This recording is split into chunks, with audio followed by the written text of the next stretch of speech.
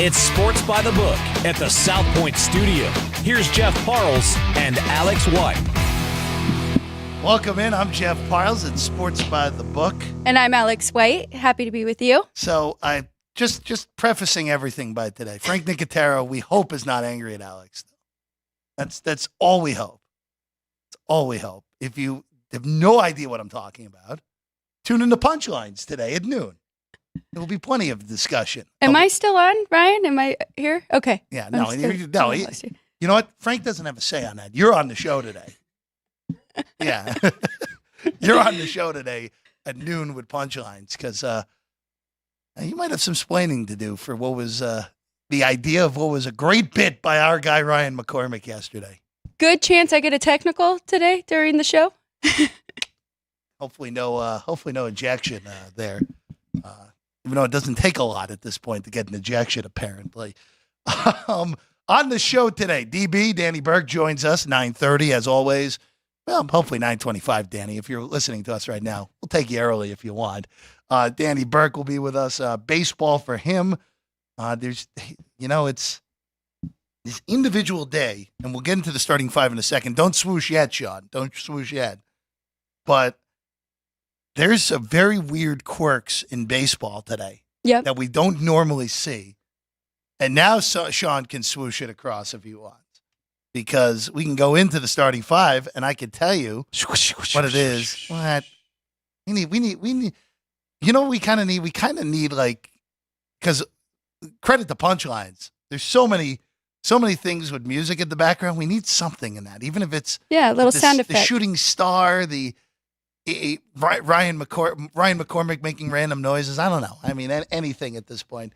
McCormick didn't shut it down, which means I might be on the right track of that. Number one, how about this? There were 8 series that began on Monday in Major League Baseball. 8 teams in those 8 series are going for 3-game sweeps here today.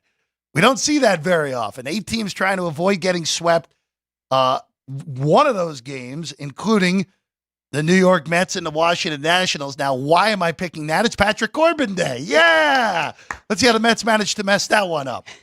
Severino's a favorite on the road at -140 behind us with a big total of 9.5. By the way, the Mets and the Phillies this weekend, just throwing this out there, we'll have London baseball to talk about on Saturday and Sunday, which is good news because we have seen some wacky stuff in this few series that have been played in London through the years, Alex. I'm definitely looking forward to that. A couple other teams, and we'll get into all of them, but the Giants are trying to avoid the sweep against the Diamondbacks and the Rangers against the Tigers. So we'll dive into that, but very strange, those 8 teams.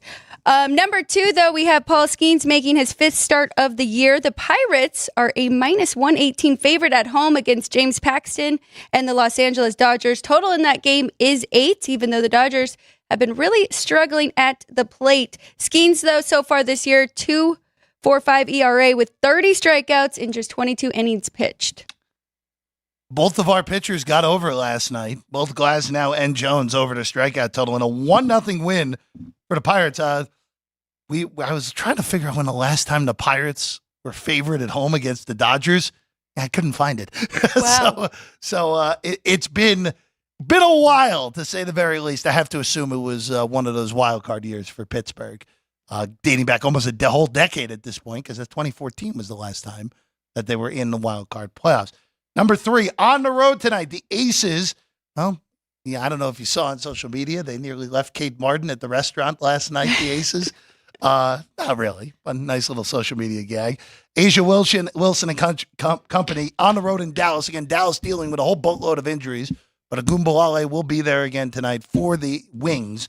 Aces 8.5 on the road, 169 the total, 7-1 the favorite so far in these Commissioner Cup games, Alex. And that is against the spread, so that is a pretty impressive number there. I like how they switched this so far. So Commissioner Cup games, like 2 weeks straight, we just have all of them right here in season games. They each get 5 games compared to last year where they had 10. So very meaningful for all of these teams. Number 4, sticking with the women, best of 3 in Women's College World Championship begins today. In softball, of course, it's a pick'em here for Oklahoma versus Texas. The 2 best teams all year long. The Horns got the 1 seed this year. Again, Oklahoma before losing to Florida hadn't lost an NCAA tournament game in 3 years. So it'd been a while since they had lost a tournament game. They won a walk-off fashion yesterday, and now we'll get the horns here in this one. All right, number 5, Memorial gets going. Jack's course the week before the U.S. Open. Scheffler's your favorite. Tiger is playing. He's a nice hearty 500 to 1. Don't bet on Tiger at this point. Sorry, guys. Sorry to be the bearer of bad news bear, but just don't do it. Not worth it at this point. And that is your starting 5 here on a Wednesday, the first Wednesday of June. It's already before we blink. It's going to be August 1st. Just so you know, like I know we're in this time of the year. It's like, hey, there's not a ton going on. We're down to a max of 14 games between the NBA and the NHL. But before you blink, it's going to be August. And so you know, next week we start our NFL. That's right. Our NFL previews with the NFC East. We get to start with the team that did absolutely nothing this offseason in the Dallas Cowboys. So what do you mean they brought their running back home? Oh yeah. See, you're full of the jokes right now, Alex. Yes, Ezekiel Elliott did return, but yeah, that's not what you want. We'll have fun with the NFC East next week, and then we'll go through most of the NFC before we hit the AFC in the month of July. It'll be a whole lot of fun here on the show. All right, Alex, I want you to bring up the sheets in front of you real quick because these came down from Chris and Company a little bit after we were done yesterday. Conn Smythe's available, NBA Finals MVP available here behind us here at the South Point.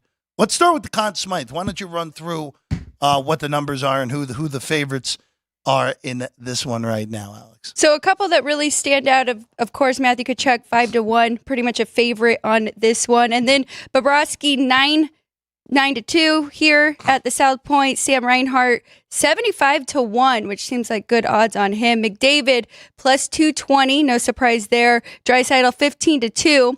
This is the one that really stuck out to me. Zach Hyman, 100-1, not only at this book, but other books as well. And then Stuart Skinner, 200-1.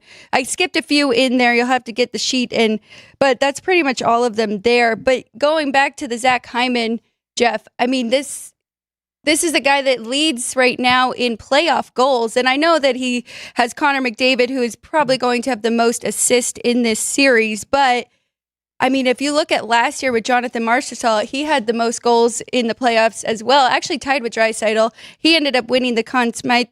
And then if you look at goalies, I was looking at the last time. So Vasilevskiy won in 2021, the second time the Lightning won. And then before that, Jonathan Quick won in 2012. So it's not just an easy shot on the goalie, although I do think Bobrovsky, if he can shut down this Oilers offense, that could be a great bet for that side. But Oilers side, I really like that Hyman. Well, it's definitely not Skinner. I can tell you that right now. He's not winning. Remember, this is technically a full playoff award. This is not just a cup final award. This is a full playoff award. And just remember that with the technicality here where, yeah, there's some other things going on. That's why I'm a little surprised with you. I'm surprised Hyman is as long as he is. The most interesting thing of that is the Florida Panthers are favored to win the Cup.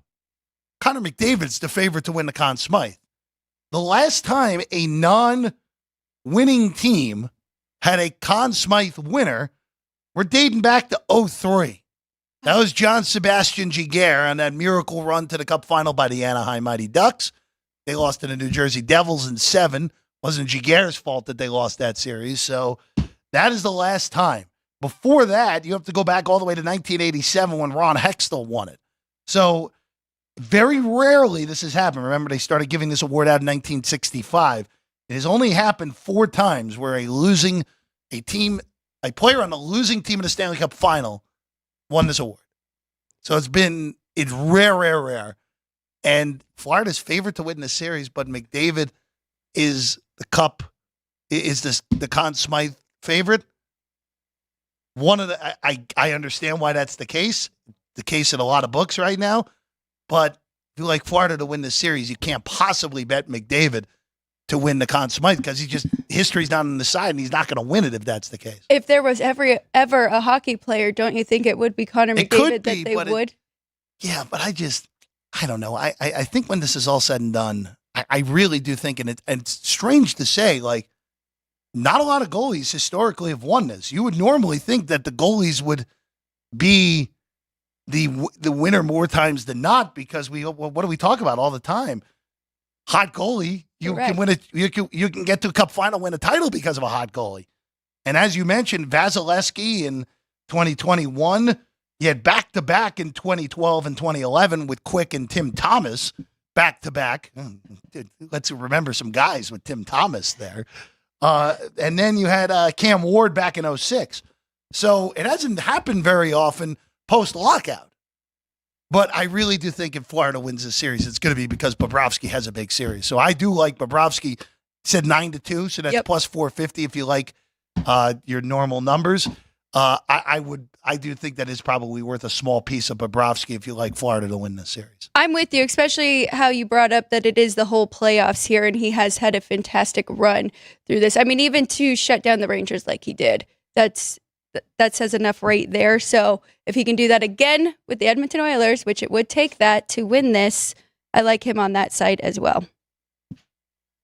It is an interesting breakdown, because now I'll just ask you this. We mentioned Hyman, but realistically speaking, it is going to be very hard for a non-McDavid Oiler to win this thing.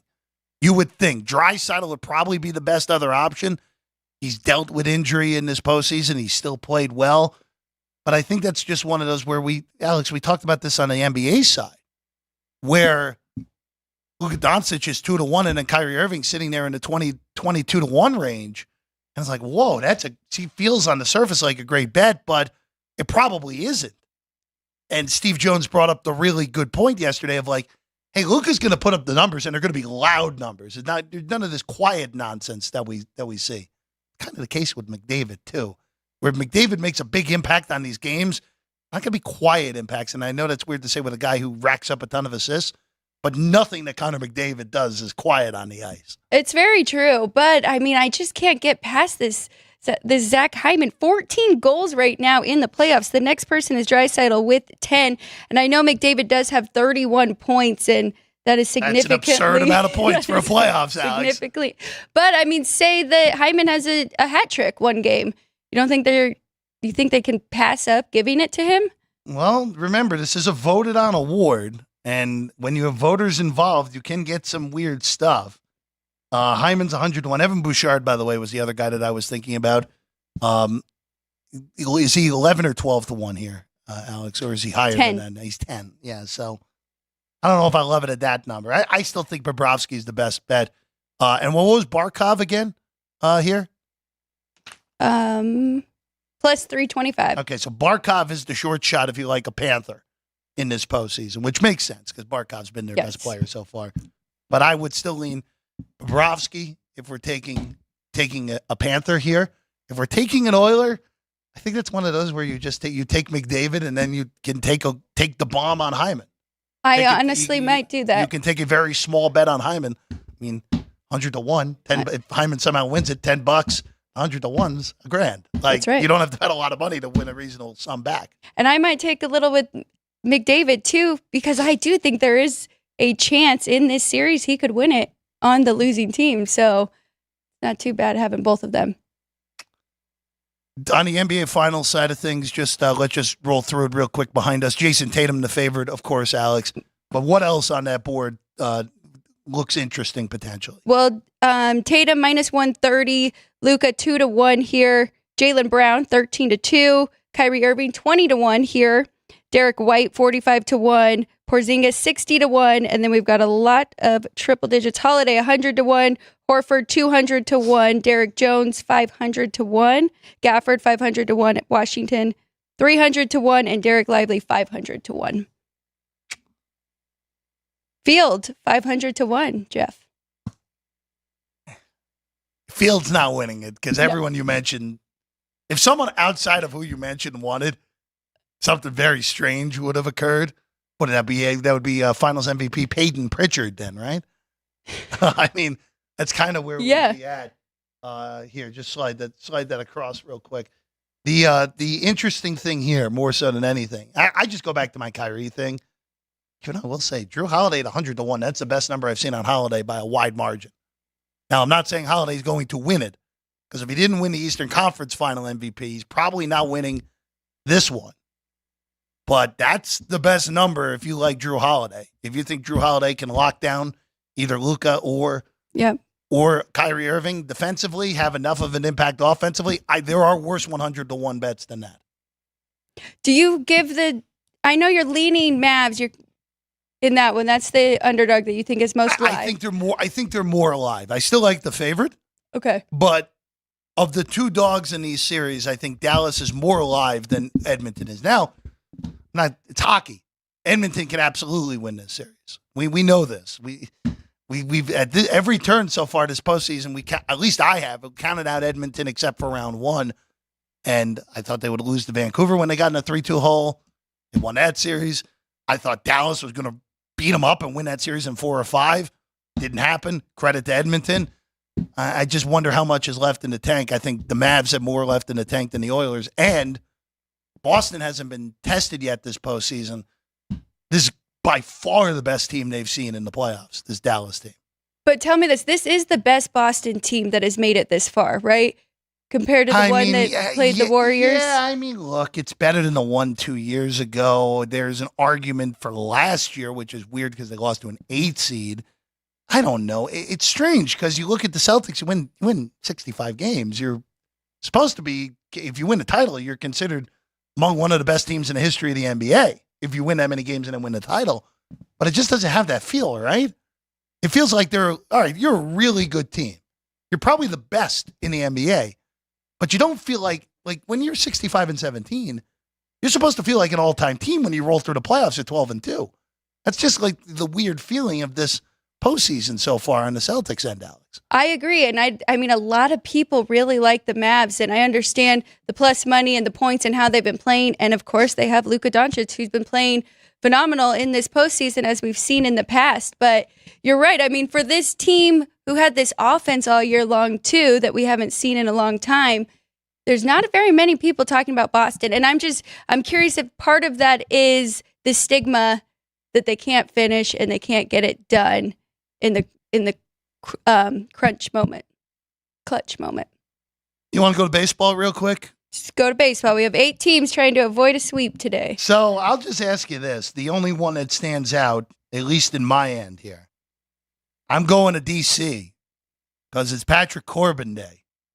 And I know the Mets are the Mets. The Mets, by the way, going for a sweep, which, okay, good job by Washington there to lose both of those first 2 games to a team that can't beat anyone right now.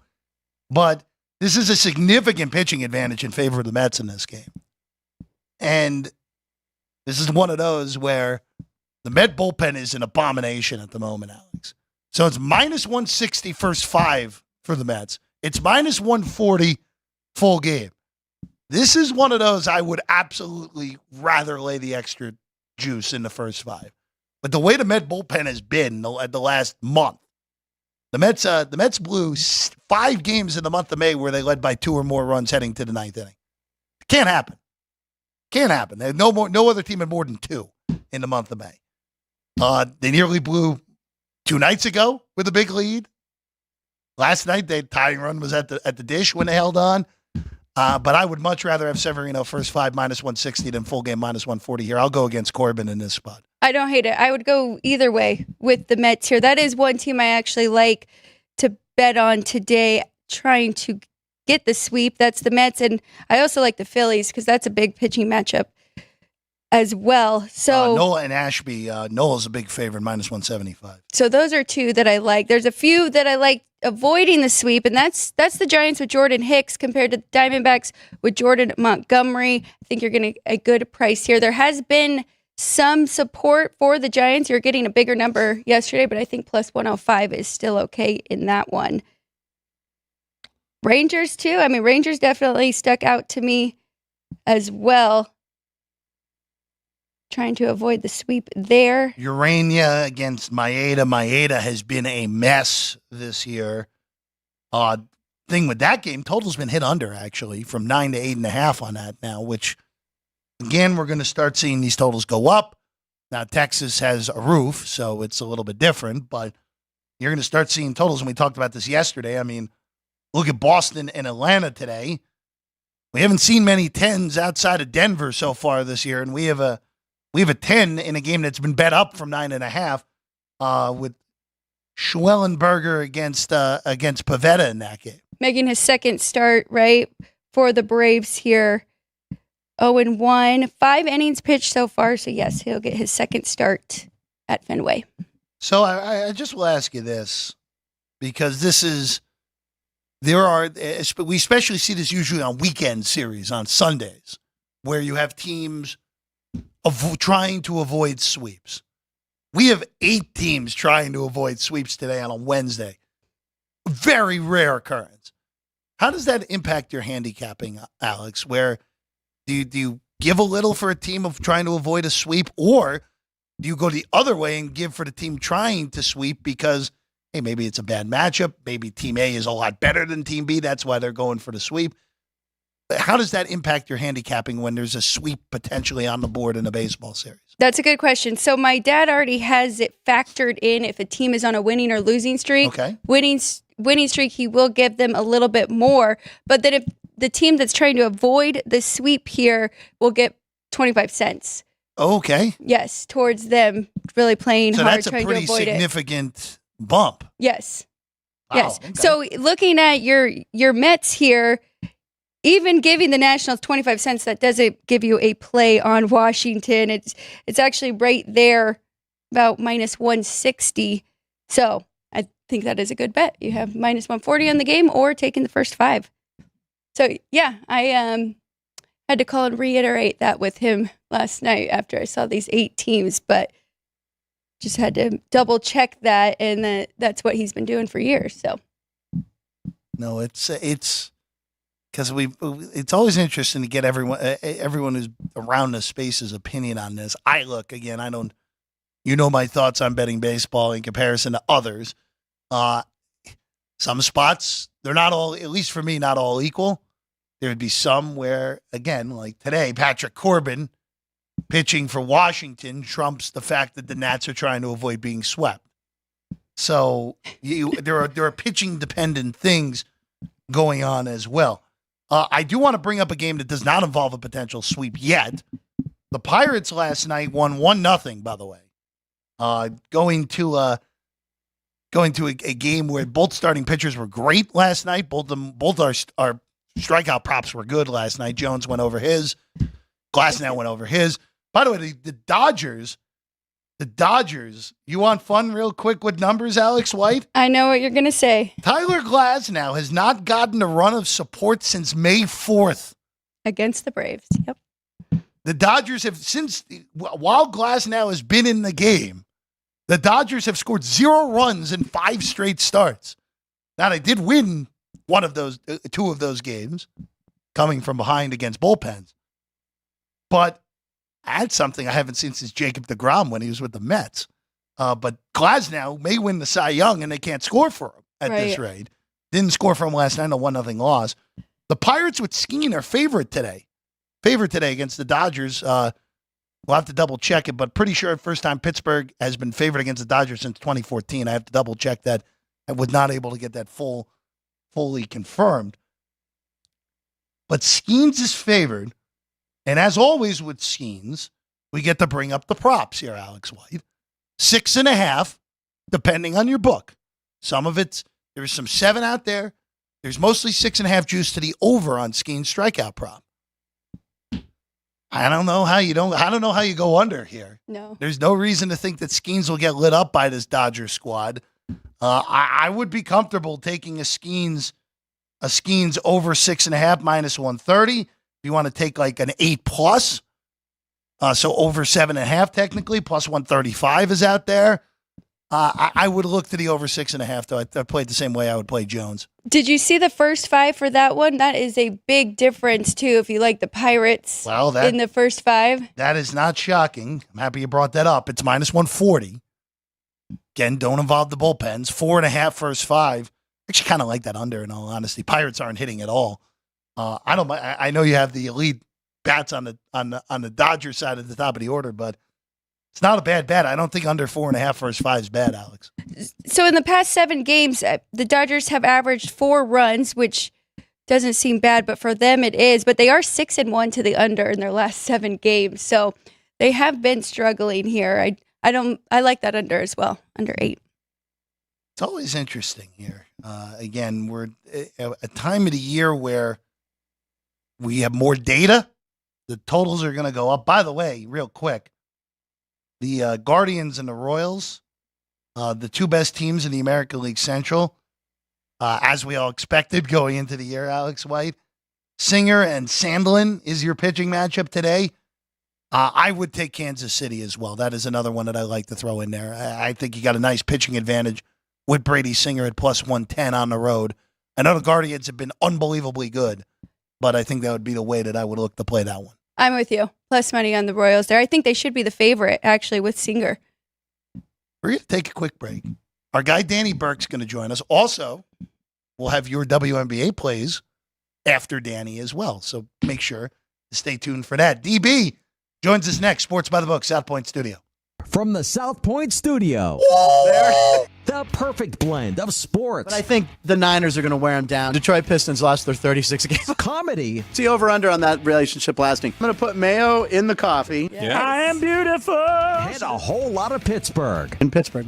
Pittsburgh. Yeah. Pittsburgh. Join Ryan McCormick, That's at least 2 picks outside of our own in the first round next year. Oreo. and host Frank Nicotero. I look at the clock, I go, Watch Punchlines live at noon every weekday.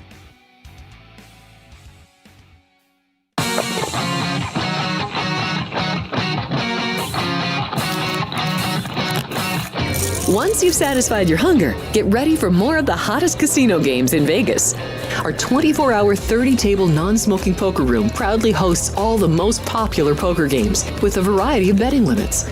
Visit the poker room for a schedule of daily tournaments. Whether you're going to hold 'em or fold 'em, the best place for poker is at South Point Casino. You'll notice that our craps tables are usually the loudest in the casino.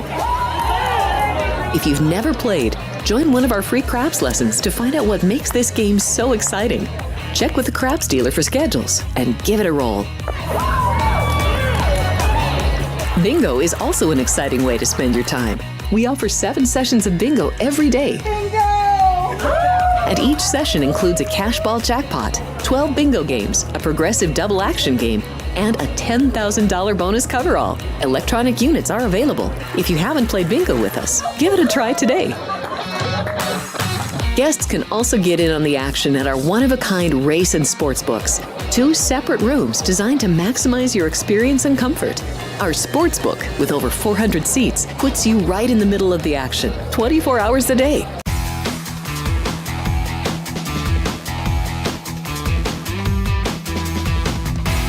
Welcome back in. Sports by the Book, South Point Studio. Jeff Parles, Alex White. And now joining us, our good friend.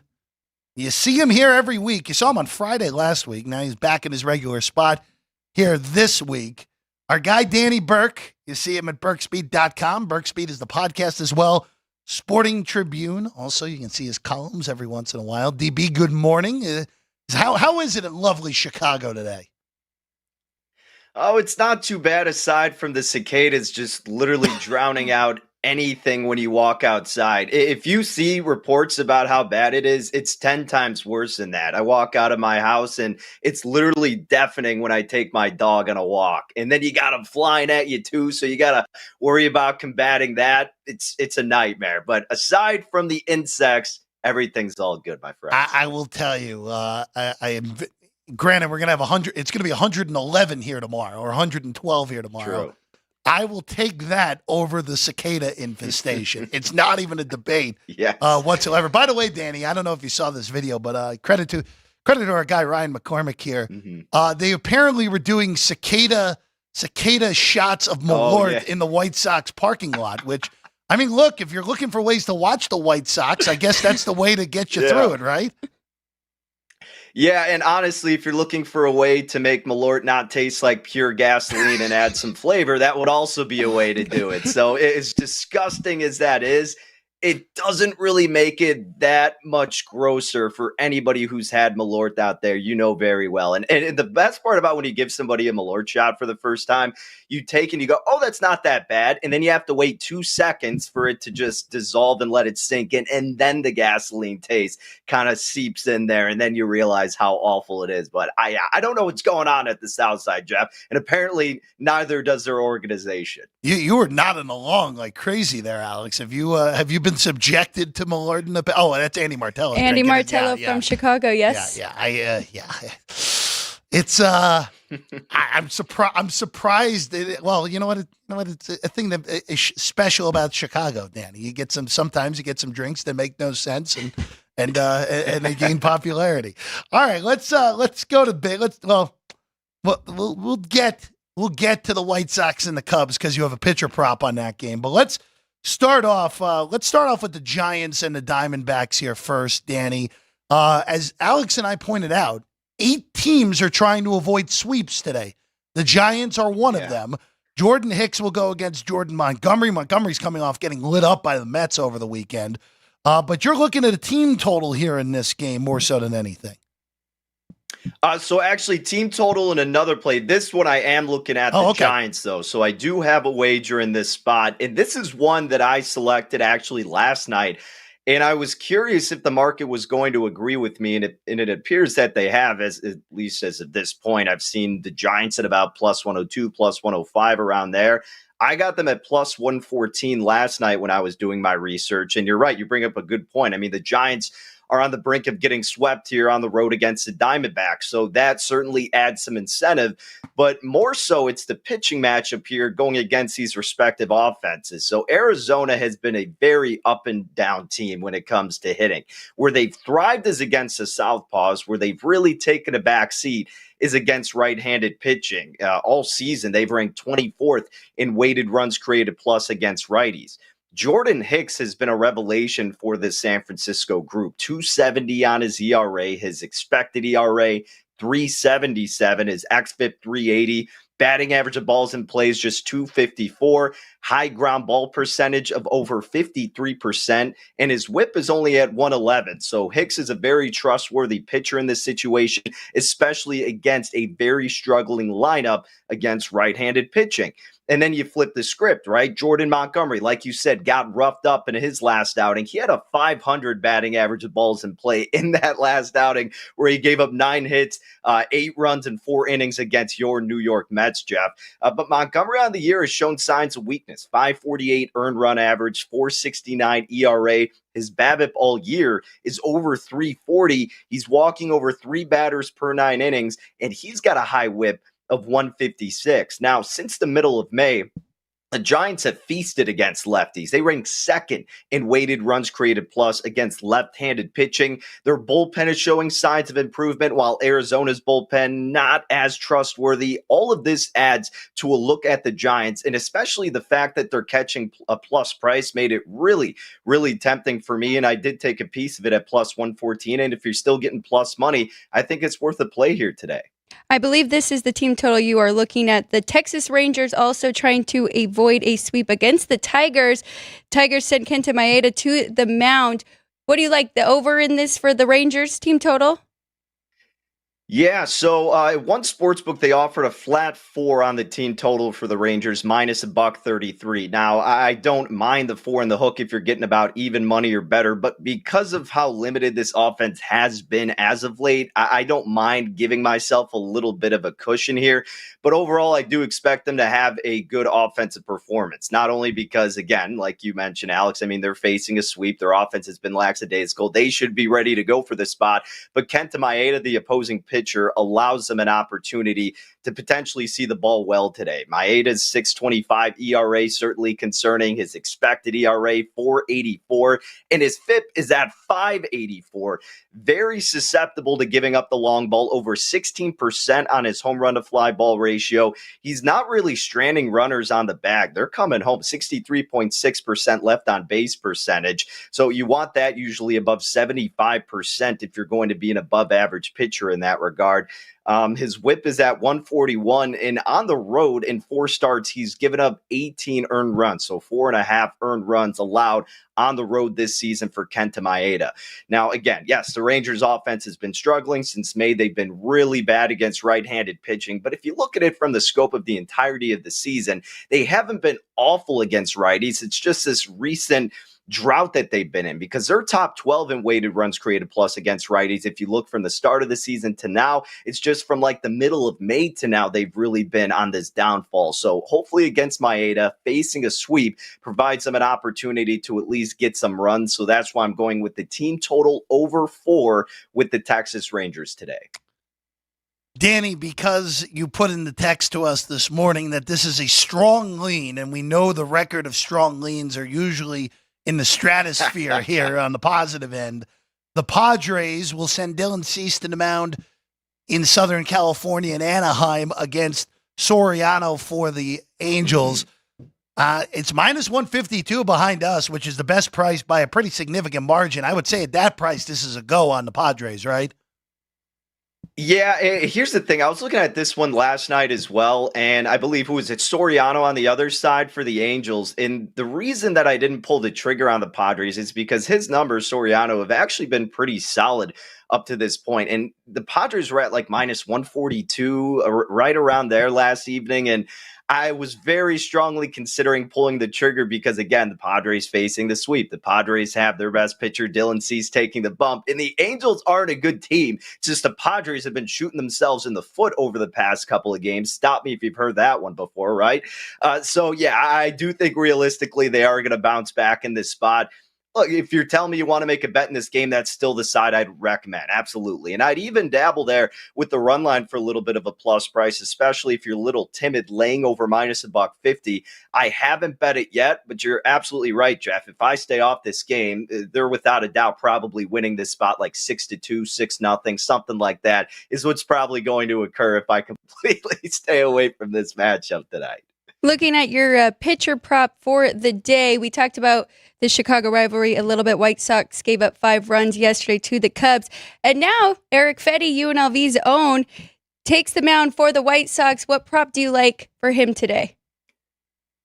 Yeah, this is a prop area that I've kind of been monitoring a little bit more as of late, and this is a total walks recorded by these respective pitchers. Now, Erick Fedde over his last 2 games has walked 7 batters, 4 and 3 respectively in his last 2 outings. He's averaging about almost 3 walks per 9 innings pitched. And his prop for today is at 2.5, but the over is plus 150, which I think is really appealing, not only because Fedde's had a little bit trouble locating the zone over his last 2 starts, but the Cubs since May 1st have ranked at the very top in Major League Baseball in walk rate against right-handed pitching. And yes, that has been a spike from what we've seen all year. But if you look at the scope of it from the entirety of the season, they are second in walk rate against right-handed pitching. It's just picked up even more so since the beginning of May. So the plus price, again, is a big draw. The Cubs have been seeing the ball very well. They've been at least patient. They haven't been hitting it very well, but they've been patient and been seeing it in the zone effectively. And hopefully they can do that again today against Fedde. So, yeah, over 2.5 walks for Fedde, plus 150, throwing a little bit of coin on that prop. Danny, let's shift to the NBA. We're finally only 1 day away from this series actually starting. I've only waited a week for it now. We asked you a little bit about this when you were with us last week, but now that we're closer, what are you looking at in this series? Of course, Boston favored. There's plenty of ways to bet this series if you want to. Mm-hmm. Yeah, so I pretty much teased this with you guys last week, and I'm sticking to my guns with the bet that I'm going to make, and that's for the total games in this series over 5.5. So minus 145 when we last talked, and now I think the best price is around minus $1.50, which I'd still recommend. Look, Dallas is 7-3 on the road this postseason. The 2 games that Boston has fell victim has been at home. No, that doesn't mean it's going to come to fruition 100% in this series against Dallas, but the Mavericks have a great enough starting 5 and enough rotational players in terms of their bigs to compete and wear down this Boston team. You look at some of the deviations statistically from the regular season to the postseason, and Dallas can be effective in those categories, meaning like Boston, they allow opponents to make over 70% of their shots at the rim during the playoffs in comparison to 63.6% during season play. Guys like Derek Lively, Daniel Gafford, they should have an advantage down low. And then you think about the fourth quarter where Luka Doncic, it's either you're fouling him or you're giving him a quality look. He's been unstoppable in the fourth quarter in a lot of these affairs throughout the playoffs. So I'm banking on Dallas to at least be able to capture one of these games in Boston. And if not, perhaps we'll have the advantage both games at home. I do think Boston wins this series, guys. I think their starting five offensively overall is more sound. They got great defensive weapons all throughout, even though Dallas has improved immensely on the defensive front. Boston also has that championship experience. And yeah, it's great to get Porzingis back. I think it's going to be a little bit of an adjustment for him out of the gates.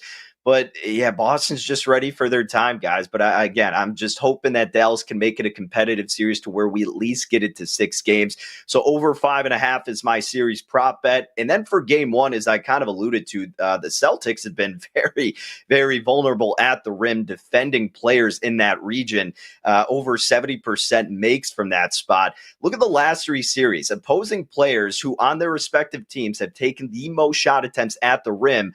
Jaquez with Miami, he thrived, 12.8 points per game. Evan Mobley had a career series, 21.4 points per game against the Celtics. Obi Toppin, who's taken the most shot attempts at the rim for the Pacers, averaged 10.5 points per game against Boston.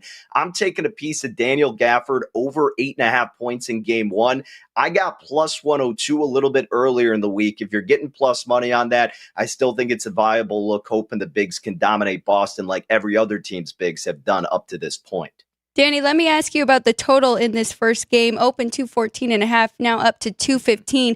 In the regular season, closed 237.5 in game one and 240.5 in game two, or vice versa there in the regular season. I know it's the playoffs, but where are you going with this? Do you lean to the over or under and really trust Dallas and this new defense that we've seen in the postseason?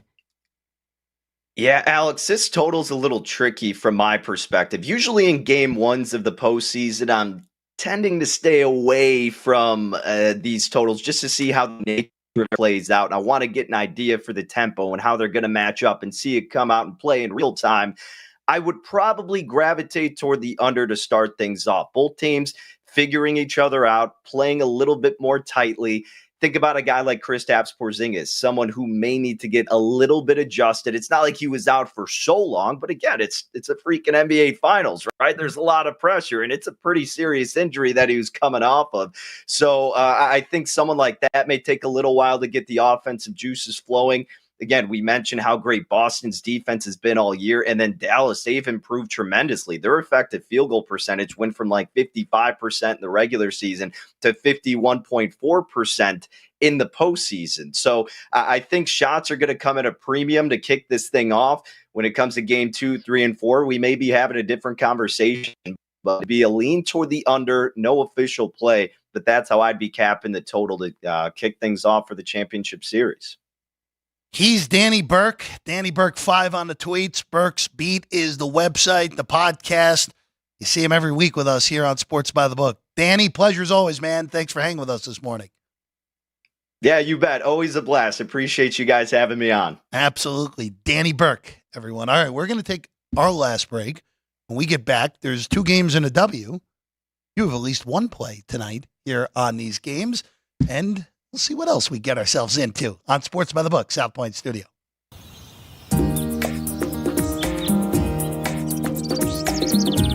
South Point is also proud to provide a variety of relaxing amenities for the guests who want to be pampered. Soak up the sun and let your stress melt away in our lagoon-style Paradise swimming pool. A relaxing getaway where you can bask in the desert sun and enjoy seasonal food and bar service poolside. And if you really want to escape, come to Spa Costa del Sur. From couple suites to a co-ed wet area, our spa caters to business and leisure travelers who want to unwind and elevate their senses. A visit to one of our spa's steam, sauna, or whirlpool treatment rooms will leave any guest feeling like they can take on the world. Our gaming amenities include over 60 table games and over 2,600 of the most popular slot and video poker machines.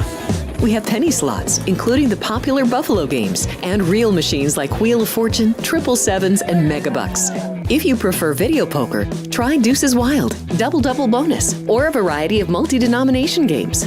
Or try your hand at one of the most popular casino table games in the world, Blackjack.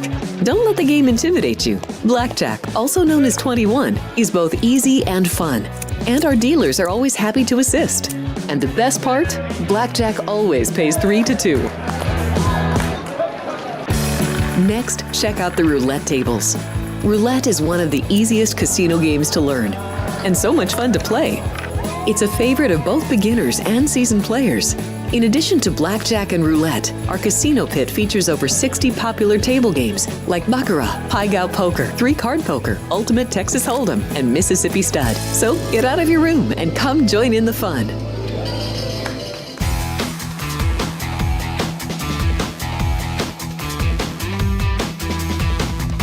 Welcome back in Sports by the Book, South Point Studio.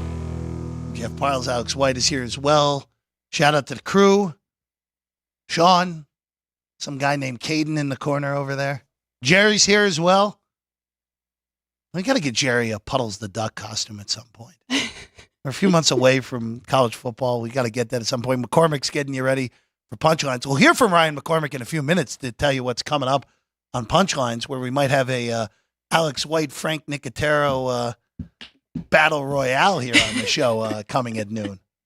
No. Already shutting it down. Alex, you would be favored over Frank. Not even close. All right, let's go to the W here. Real quick, last night, if you had the Sky, I feel like you had the right side. You just didn't get there with that horrible fourth quarter from Chicago. Angel Reese got tossed, pretty soft ejection, to put it politely.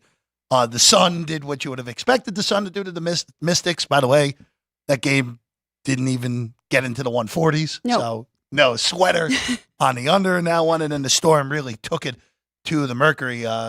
Skylar Diggins, revenge spot, Yes. to put it politely, really took it to her former team last night in the win for Seattle. All three favorites covered. All three games actually stayed under the total. The middle one there, the Liberty and the Sky, right there, barely by a point, stayed under. But yeah, that was a bad beat. If you had the Sky, they were covering with like 30 seconds to go, and then the Liberty put up 2 to make it 10, and then shot a useless 3 Then see you later. to really put it away in the last 30 seconds. It was all over at that point for sure. All right, to tonight. Let's start in Dallas. Vegas is now 8.5 behind us, down from 9. Total has bounced all over, 170 to 168.5. Now back to 169 on this game, Alex. Very tricky handicap here. The Aces are coming off a loss. They lost in Atlanta to the Dream. So you know they are going to be highly motivated in this one. It is a Commissioner's Cup game, though, so we're going to see it from both teams here.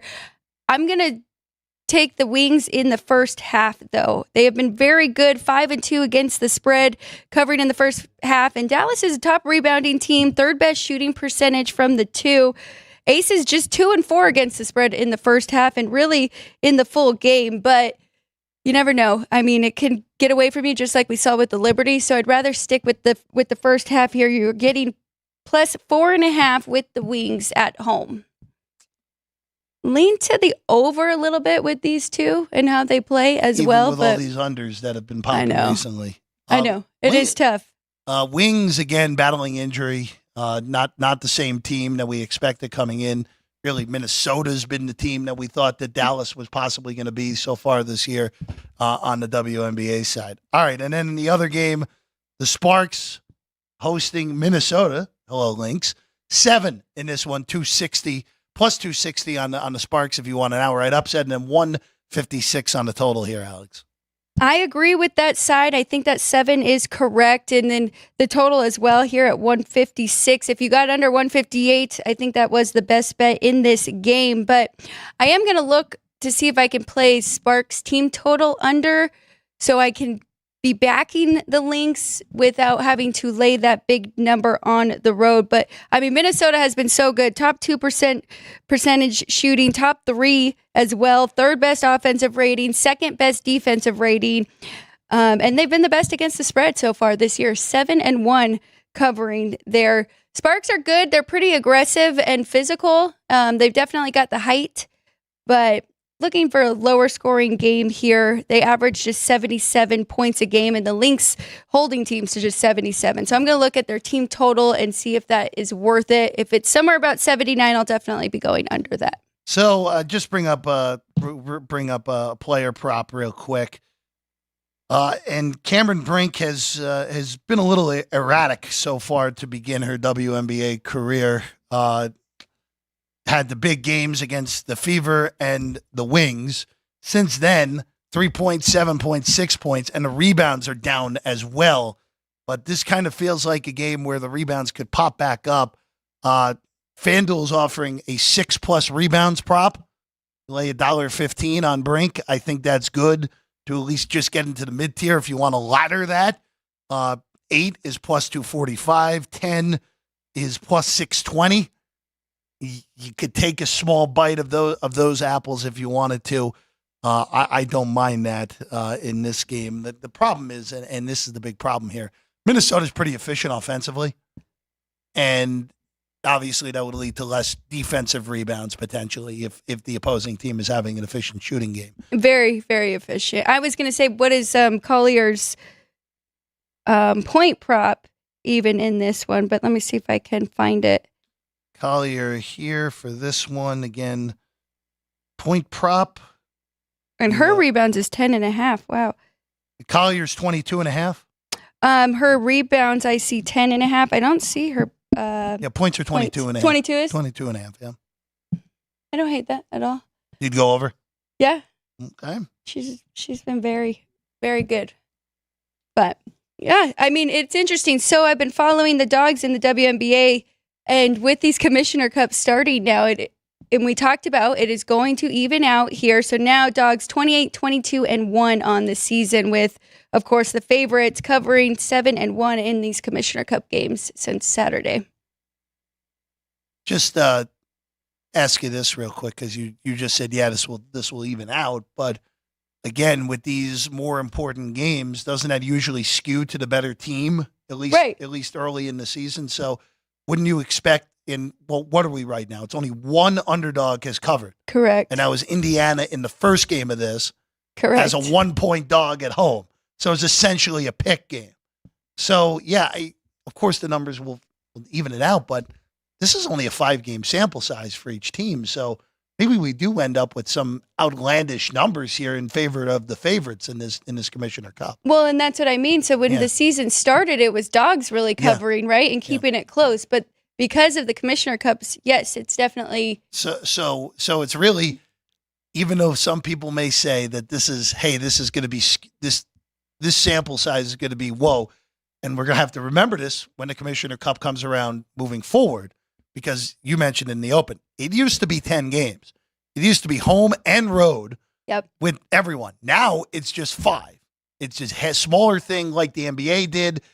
The WNBA is copying the NBA and making it a smaller thing, even though the NBA is copying the W with the in-season tournament. Right. Everyone follow that? Yeah. I think so. But the point you made is interesting, though, because this is really just regression to the mean of what we saw at the beginning of the year. Correct. Yes. Okay. All right. I think I got it. I got it all here on that. All right, Alex, before we go, just a refresh of the plays for everyone here that may have popped in late here. So I do like the Wings plus 4.5 in the first half against the Aces. Gonna look to see the Sparks team total, looking at that under in the WNBA. Couple baseball, the Giants plus 105, and then who's my other one? Rangers against the Tigers. Again, Mets first 5 would be the only thing I would really look at today, I do like that as which well. a little bit scary because it's the Mets, of course.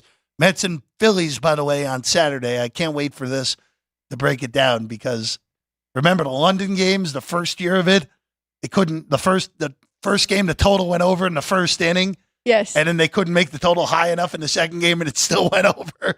And then last year it regressed to the mean when the Cubs and the Cardinals went over there. So I'm very curious, and this will be a discussion on Saturday's show because that first game is at 10 a.m. Pacific time on Saturday. It'll be a very interesting discussion of, hey, how do we handle those London games, especially when you're dealing with the best team in baseball right now in arguably the best team in baseball in Philadelphia, and the Mets, whose pitching is just an abomination at the moment. So we're going to be looking for the over probably in that first game. I'm going to love the sentence I'm about to say. If we can get something that's sub 16, yeah, probably good. Probably good on that. All right, Ryan McCormick's here. Punchlines is coming at noon. Yep. Can you keep the two of them from battle royaling? Are we sure that's going to be something you can keep from being happening? I mean, Frank was really agitated yesterday. It'll make some good content. So yeah, well, if you want to see that battle, you can get Punchlines at noon. We've also Alex, Frank, and myself are going to give Homer picks for Hump Day Homers. Hump Day Homers, right? Hump Day Homers because it is, of course, Wednesday, meaning Hump Day. And then we've got always some good posts with Punchlines. So come back at noon. Can you believe he said I was dead to him on the show yesterday? He was agitated. Yeah. He was very agitated. Ryan McCormick taking full credit for Punchlines' success, which he deserves some credit, to say the very least. See, look at the humble McCormick. Doesn't even make a real reaction on that. But it's going to be interesting. You never know. He may do the show like this, Alex. You never know. It'll be a fun one at noon as always. We're back tomorrow. We have we've Kenny White tomorrow. Yes, we do. And also we have a full hour on a Thursday because Gone Racing's coming going at a different time this week. Later today. So be on the lookout for that. All right. We'll see you again tomorrow, everyone. For Alex, I'm Jeff. For Sean, Caden, Jerry, Ryan, great work as always. See you again tomorrow. Sports by the Book, South Point Studio.